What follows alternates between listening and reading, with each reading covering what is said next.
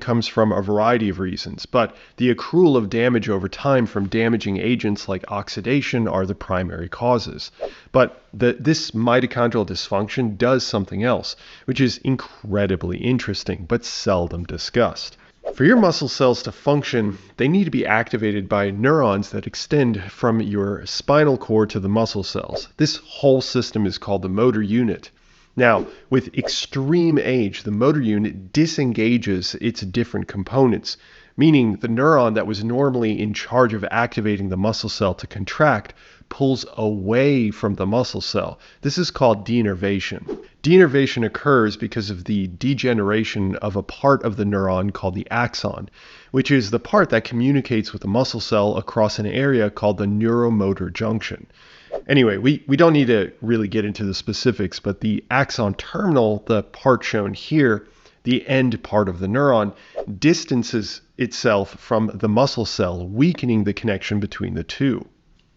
This is also facilitated by mitochondrial dysfunction along with other factors. Okay, so those are a few of the mechanisms, but what the heck? Let's do one more and we'll get back to what happened in the study and what it means for you, I promise. Another mechanism is the loss of satellite cells. So satellite cells are these stem cells that sit on top of your muscle cells. I mean that quite literally. They lie on top of the muscle cell and when activated will literally fuse into the muscle cell, donating components of itself into the muscle cell. This helps the muscle cell in producing more proteins for muscle growth long term. It also helps with the muscle cell to return to a previous state of growth and function if the muscle cell shrinks from inactivity. There's a lot of specifics here that I'm glossing over. What you should know is that satellite cell population diminishes with age, so the fewer of these cells can then fuse into the musculature. Okay, so what happens when we resistance train at that age?